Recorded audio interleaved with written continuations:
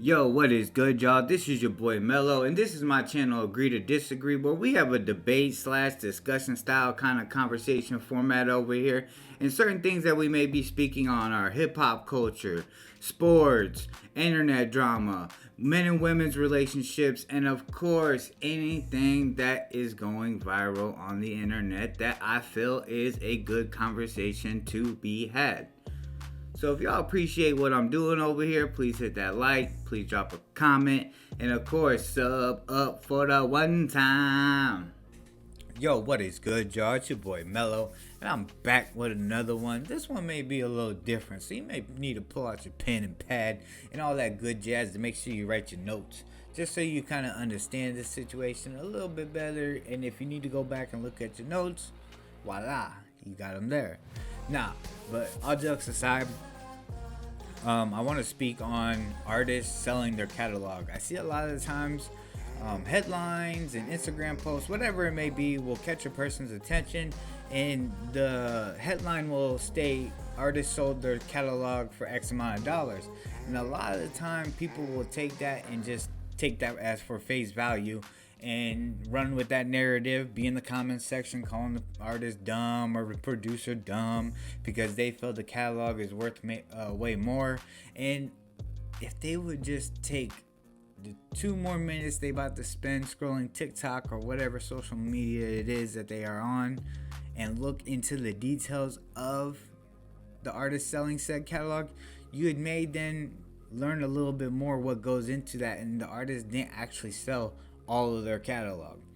One artist we're going to use as an example is Metro Boomin. A lot of people have seen that he sold his catalog for $70 million and thought it was the whole catalog, and not realizing he only sold a back portion of it, like older songs, older collabs that he did with people that he may feel never reunite or have a reunion concert, but whatever may be, like he just felt like it's not gonna make me any money over the next couple years, or 10 20 years, so let me just get rid of it, make my lump sum and get up out of here. And that's cool. That's his right to do, because if you don't know, when it comes to the portions and percentage of music catalog, it's between the artist and the studio that it was recorded at. So the owner of the studio or the producer that is on it, that person and the artist essentially own the music.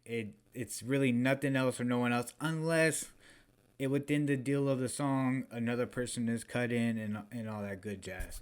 So when an artist sells their portion, it doesn't mean they sold all their catalog. They still have probably a chunk left. Another artist is that I want to bring up that I thought was pretty crazy, because seen a lot of people giving him flack about it, was Bruce Springsteen for selling his catalog. And me looking into it, I seen and realized, he only sold the back catalog. Yeah, it's the older songs, the jams, the classics, but he got 500 million, and he still owns recent songs. I don't know how recent of songs that he owns, but just the verbiage in the paperwork says that he only sold the back catalog, not the most recent. So, you know what I'm saying? I would do that as well. Like, if I know a portion of my catalog from 20, 30 years ago is X amount of money, $500 million, yeah, get it up out of here. I'm good. Let other people eat off that while I've had my lump sum. Now I get to have generational wealth. $500 billion or $1 million is generational wealth if you manage it right. So moving on, I want to use another example of an art producer. Well, this is a record label technically who sold their portion of their catalog, and that is QC, Quality Control. I can't remember what the date was, but Coach K and P sold a portion of their QC catalog for $300 million to Scooter Braun and his label called Hybe. A lot of people, and I'll say a name in this one. Shout out to homie Perm. He sent me this Instagram post, and the Instagram basically did what they usually do. Oh, so and so sold their label or their catalog for X amount of dollars, but this one, by chance, I believe it's Hoodrich TV on Instagram. They had actually used, like in the description, used the actual verbiage from P, Coach K, and Scooter Braun. And in the very last, I think it's probably the very last word in the post, it says partnership, which told me that okay, they didn't sell all of it, because if it's still a partnership, they still have some say so. Another thing I want to touch on are reasons as to why maybe an artist would sell their catalog. Now, on the screen, I'm going to put a lawyer's office explaining what it is or why an artist will sell their catalog.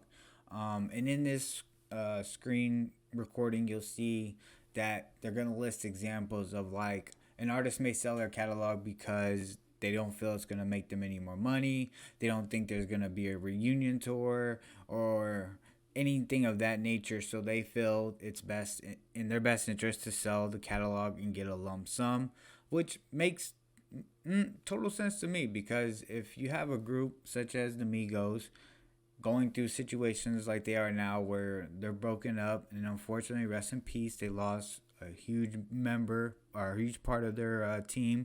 Take off. RIP to that man, sending condolences and healing energy to his family. But when you have stuff like that happen, when it comes to business, you have to do what's best. Now, I'm not saying Metro sold Migos songs because of that, but that could be a reason as to why someone who owns a portion of said song may do that.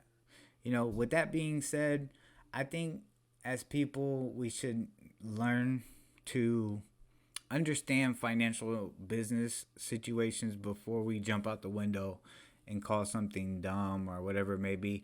I've done it before. I think maybe when Wayne sold it, I wasn't put up on game of how it actually works. So when I heard Wayne sold some of his catalog for, I can't remember the number, but I just remember like, yo, it's worth way more, da da da.